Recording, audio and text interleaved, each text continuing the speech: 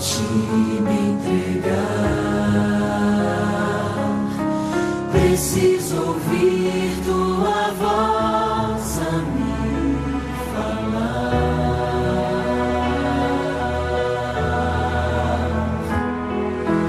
Não tenho nada a te oferecer,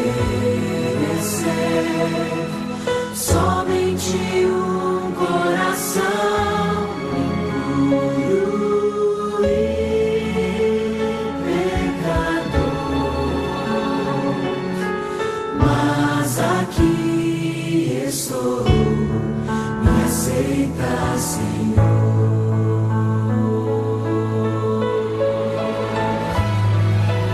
Toma os meus pensamentos, meus dons e meus bens.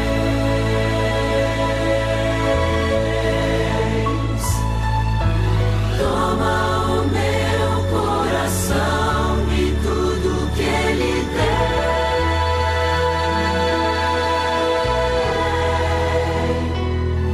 Renova, Senhor, meu viver.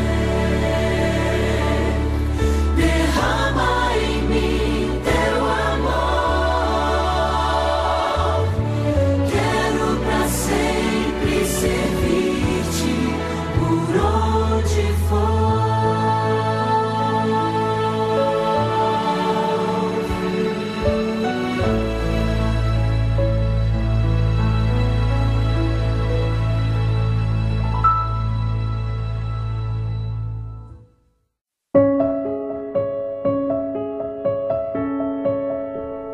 Eu vim de uma denominação que tem por base a teologia da prosperidade, e nessa denominação nós queríamos da seguinte forma, que a prosperidade lá, ela acontece para que você desfrute de todos os bens e de tudo que há de melhor aqui nessa terra.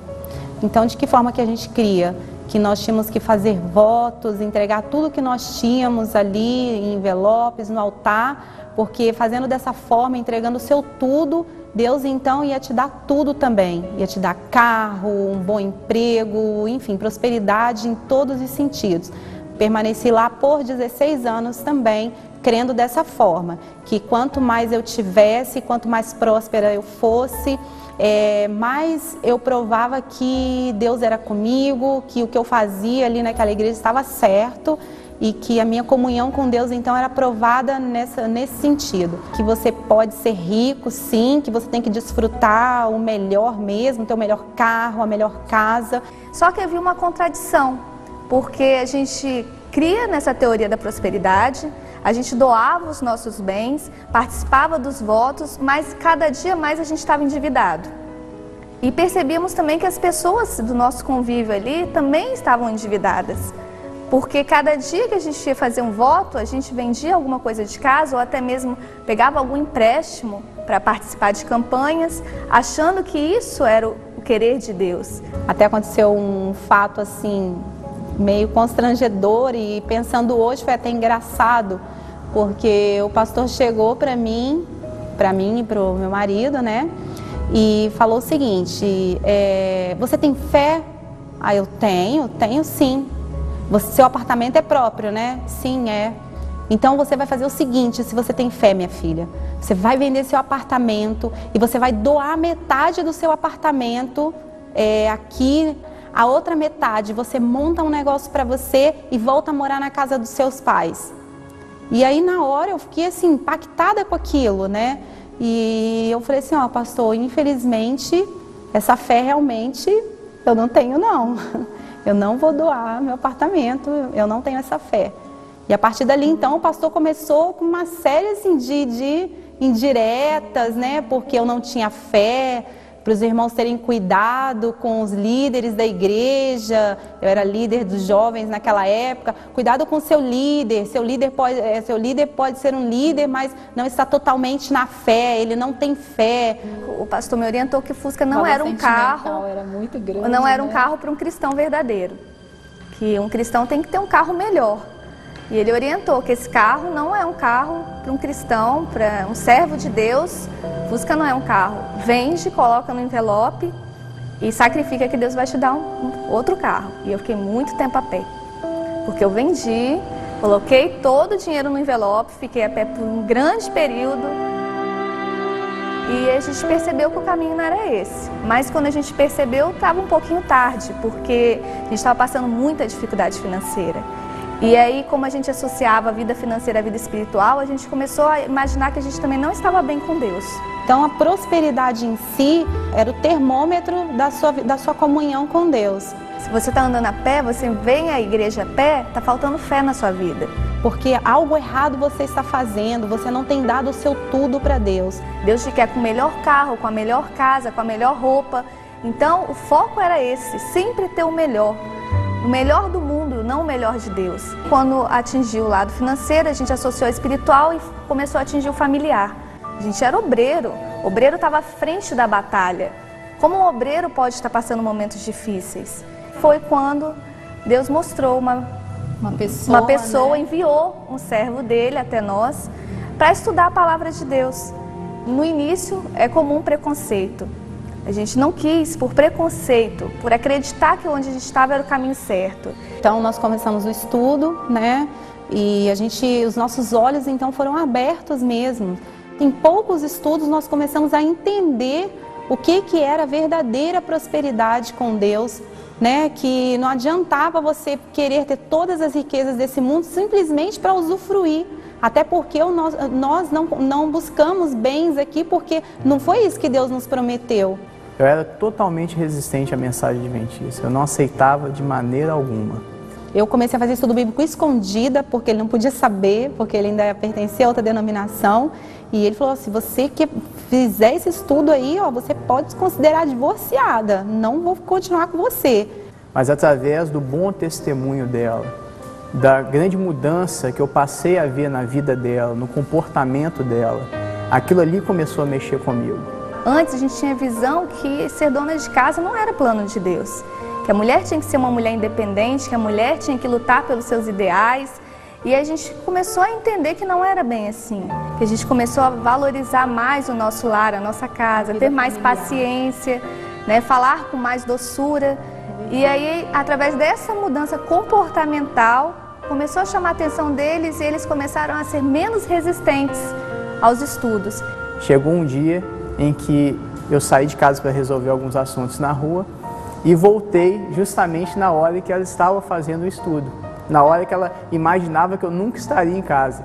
E esse senhor, muito educadamente, me foi apresentado e ele falou, olha, eu gostaria que você me desse um presente hoje. Eu, sim, qual presente? Aceita um estudo. E eu aceitei esse estudo. E teve um dia que, num culto de manhã em casa, antes ainda deste estudo, ela chegou para mim e falou assim, vamos fazer um culto aqui em família? Eu, sim, vamos fazer então. Claro, por eu já pertencer a uma outra denominação, já criei em Deus, né? Então eu aceitei fazer aquele culto em casa. E ela falou assim, olha, então você vai dar a palavra hoje aqui pra gente. Eu falei, ok, então vamos lá. Então pega a Bíblia, vamos ler uma passagem bíblica. E sempre, né, antes da gente abrir a Bíblia, a gente já orava, pedindo a direção de Deus. E eu cheguei e orei, Deus me deu uma palavra. E foi uma coisa assim, magnífica, fantástica, um milagre de Deus. Na hora que eu abri a palavra de Deus, eu abri em Jeremias 17, versículo 19. E quando eu li aquilo ali, eu fiquei maravilhado, impressionado. Porque Deus falava exatamente sobre o sábado. E era o ponto que eu resistia completamente.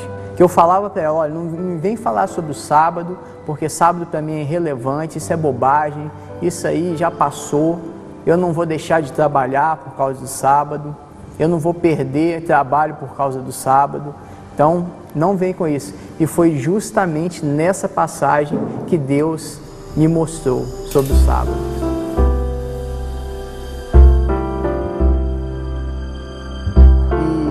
Depois que eu estudei, né, a mensagem adventista, a palavra de Deus, eu me decidi pelo batismo. E no dia 19 de setembro de 2009, eu, juntamente com meu amigo Franz, que nós estamos sempre juntos, nós nos batizamos. Nós duas achávamos que ia demorar muito tempo ainda, né, Fernanda? Da honra e glória de Deus, estou eu e minha esposa e a nossa vida está abençoada. Estamos fazendo o melhor para Deus. Nossa família está aqui servindo a Deus. Eu particularmente me sinto muito feliz, sou realmente felizarda em Jesus ter me alcançado com essa verdade maravilhosa. Eu me sinto hoje transformada por esse poder, né? E foi algo maravilhoso para minha vida. O que eu sinto hoje, o que eu conheço hoje é a verdade e não tem dinheiro ou oferta que pague o que eu sinto hoje. Apesar de ser uma igreja menor, é uma igreja onde as pessoas são amorosas, onde a gente encontrou alento, além de, lógico, encontrar alento nos braços de Jesus, a gente encontrou alento também nos braços das pessoas que fazem parte dessa igreja. Hoje a gente conhece o verdadeiro cristianismo, a verdadeira fé. Nós entendemos que nós somos uma unidade e eu tenho mais que por obrigação repassar isso que eu recebi, porque esse é o verdadeiro discípulo, é aquele que recebe não para si mesmo, mas para repassar aquilo que recebeu. Cada vez que eu devolvo meu dízimo e a minha oferta, eu ouço os passos de Jesus. Eu percebo que Ele está se aproximando e que, de certa maneira, eu tenho me envolvido com essa causa. De certa maneira, eu tenho trabalhado em prol disso. Então, cada vez que eu deposito meu dízimo e minha oferta, a alegria é imensa, porque eu sei que em breve eu estarei face a face com Jesus, estarei acelerando a volta dele. Através dos dízimos e das ofertas, a gente faz um trabalho missionário grandioso. Hoje, então, eu dou meu segundo dízimo, que é o pacto de amor que eu fiz com meu Deus. Eu sei que é muito pouco ainda, em vista de tudo que Ele tem me dado, mas é o que eu tenho feito agora e peço ao Senhor que esteja sempre comigo para que cada dia eu possa, então, ter esse coração mais liberal, para que eu não me apegue às coisas que não me pertencem, na verdade, pertencem a Ele. E tiramos o foco que tínhamos antes, que era de conquistar bênçãos materiais, conquistar coisas aqui nessa terra. E o nosso foco hoje é conquistar a nossa salvação, é ter a nossa salvação, né? Na verdade, já conquistamos só por aceitarmos Jesus, pela graça de Jesus. E entendemos, né, que o sábado é o dia do Senhor, que devemos guardar não por obrigação, mas por amor a Jesus. E hoje estamos muito felizes, eu, minha esposa, meu filho, os nossos amigos, estamos muito felizes, atuantes na igreja e fazendo a obra de Deus para que Jesus volte o quanto antes. Renova, Senhor, meu viver. Derrama em mim teu amor. Quero pra sempre servir-te por onde for.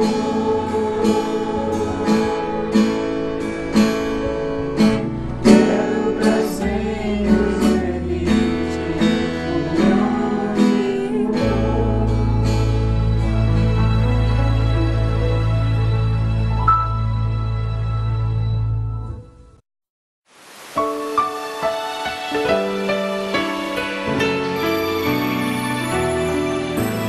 Deus quer abençoar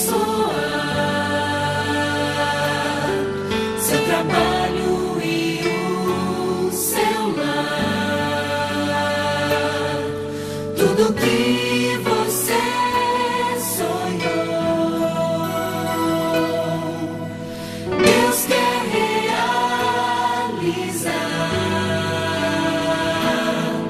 Se fiel você for a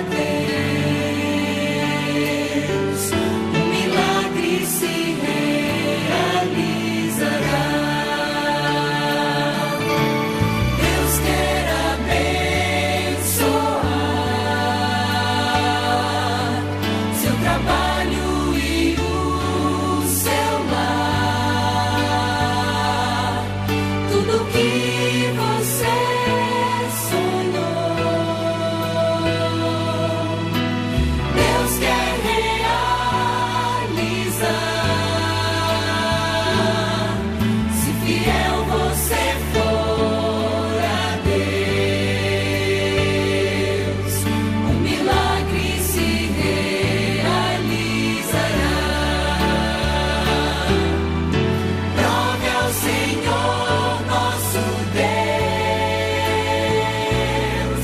e verá cair as bênçãos do céu.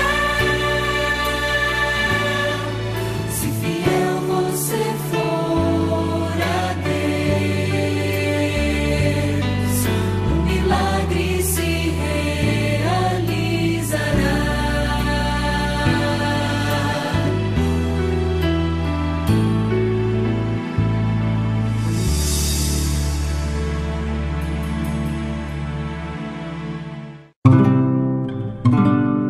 Lição 5. O discípulo e a bênção da fidelidade. Se desviares o pé de profanar o sábado, de cuidar dos teus próprios interesses no meu santo dia, se chamares o sábado deleitoso e santo dia do Senhor, digno de honra, e o honrares, não seguindo os teus caminhos, não pretendendo fazer a tua própria vontade, nem falando palavras vãs, então te deleitarás no Senhor. Eu te farei cavalgar sobre os altos da terra, e te sustentarei com a herança de Jacó teu pai, porque a boca do Senhor o disse. Algumas pessoas têm perguntado se nós cremos na teologia da prosperidade. Na realidade, nós cremos na teologia da prosperidade bíblica. O que a teologia da prosperidade ensina em muitos movimentos religiosos é de que quanto mais você dá para Deus em ofertas, mais você recebe. Então as pessoas dão não interessadas na causa de Deus, não interessadas em ajudar o pobre, a viúva, elas estão interessadas em crescer financeiramente. Então, essa teologia ensina dizendo o seguinte: se você der uma casa da Coab, você vai ganhar uma mansão. Se você der um sítio, você vai ganhar uma fazenda. Então, quem que não quer ganhar? Então, as pessoas dão interessadas em ganhar. Mas isso desenvolve na pessoa o egoísmo, porque ela não está interessada no próximo e nem está interessada em Deus. Elas estão interessadas nelas mesmas. O que nós cremos é que justamente o contrário. Deus quer tirar de nós o egoísmo. O que nós cremos é que existe uma teologia da prosperidade bíblica, que é a teologia de que quanto mais nós damos, e é real, que mais nós recebemos. Não para termos, não para que possamos ficar mais ricos, não para que possamos comprar uma casa melhor, o carro melhor. Não, Deus não está interessado para que a gente possa ter mais, ter mais, ter mais. Deus nos dá interessado que possamos ser canais para escoar esses recursos, para ajudar os pobres, os necessitados, as viúvas e para proclamar o Evangelho de Deus. Então Deus nos dá não para nós termos mais, Deus nos dá para que possamos dar mais. Como se fosse um canal, como se fosse uma caixa d'água. Quanto mais recebemos, mais damos. E quanto mais damos, mais recebemos. Não para ter, mas para que possa ser canalizado mais. E nessa teologia nós acreditamos. Nós acreditamos na teologia da prosperidade bíblica, porque ela é real. Deus tem muitas promessas de bênçãos na Bíblia, mas essas bênçãos, elas são condicionais. Deus diz assim: se vocês obedecerem, vocês vão receber automaticamente essa bênção. É interessante que a Bíblia fala sobre a bênção do sábado. Qual é a grande bênção do sábado? Alguns respondem: é a bênção do descanso, para tirar estresse, etc. Mas na realidade a grande bênção do sábado é a bênção financeira. Porque o sábado nos prepara para receber as bênçãos materiais. Olha só, no texto de Isaías 58 que nós lemos, está dizendo o seguinte: se você for fiel em obedecer o sábado, não cuidando dos seus próprios interesses nesse dia, mas cuidando dos interesses de Deus nesse dia, e se você não ficar falando palavras vãs, em outras palavras, se você dedicar esse dia exclusivamente para Deus, Deus vai abençoar você. E veja qual é a bênção do fiel observador do sábado. Ele diz o seguinte: eu te colocarei na altura da terra. E ainda diz mais: e eu te sustentarei com a herança do pai Jacó. E eu digo para você uma coisa: Jacó era rico. E Deus está dizendo: eu te sustentarei com a herança do pai Jacó. É interessante que uma vez eu estava dando uma palestra em uma igreja, quando um irmão me disse o seguinte: pastor, está nos 10 mandamentos, já está profetizado por Deus, que o povo observador do sábado, eles são ricos. E eu disse: irmão, nunca li isso nos 10 mandamentos, onde o senhor tirou isso? Ele falou assim: pastor, o senhor não lê com atenção, a Bíblia está lá nos 10 mandamentos. Então ele abriu para mim Êxodo 20, versículo 8, e lá está falando: se você guardar o sábado, se você for fiel, olha, lembra-te de guardar o 7º dia. 6 dias você vai trabalhar, mas o 7º dia do Senhor. E nos 10 mandamentos está dizendo: e nesse dia não vai trabalhar nem tu, nem teu filho, nem tua filha, nem teu servo, nem tua serva. E aí o irmão diz assim: está vendo aí, pastor? Deus está dizendo que os seus filhos são fazendeiros. Tem servos, servas, nenhum animal que esteja dentro da sua propriedade. Então Deus está dizendo que a gente é fazendeiro naquela época. E se fosse hoje, nós seríamos empresários. É interessante o raciocínio do irmão, mas ele não está errado. Realmente o sábado nos prepara para receber as bênçãos materiais. E o fiel discípulo é aquele observador dos ensinamentos de Deus. E quando você obedece os ensinamentos de Deus, Deus é fiel com você. Deus é fiel com você em lhe dar as bênçãos. E o sábado é essa bênção que está aí disponível para cada um de nós. Eu conheci um casal que eles estavam em um movimento religioso e estavam passando por muitas dificuldades financeiras. E nessa igreja onde eles estavam, foram feitas muitas promessas. Se eles dessem isso, dessem aquilo, fizessem tal corrente, isso, que eles iriam prosperar. E assim eles fizeram. Mas cada vez mais eles se aprofundaram na dívida. Mas até que então eles tiveram a oportunidade de conhecer a verdade bíblica, o plano de Deus para a sua vida, para as suas finanças. E eles então tornaram adventistas. E sabe o que aconteceu?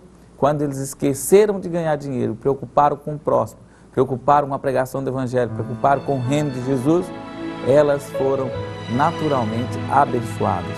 Pagaram suas dívidas e depois eles conseguiram então se equilibrar financeiramente e viver um relacionamento íntimo com Jesus e com Deus. É isso que Deus quer para cada um de nós. É isso que Deus quer para você.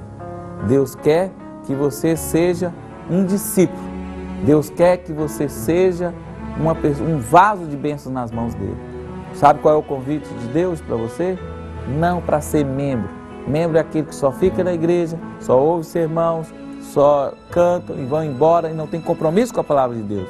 Deus está chamando você para ser verdadeiros discípulos, comprometidos com a guarda do sábado, comprometido com a devolução do dízimo, comprometido com a pregação do Evangelho nesse mundo. E Ele vai abençoar você. Seja um discípulo de Deus, seja um discípulo verdadeiro. Esse é o convite de Deus para você nesse dia.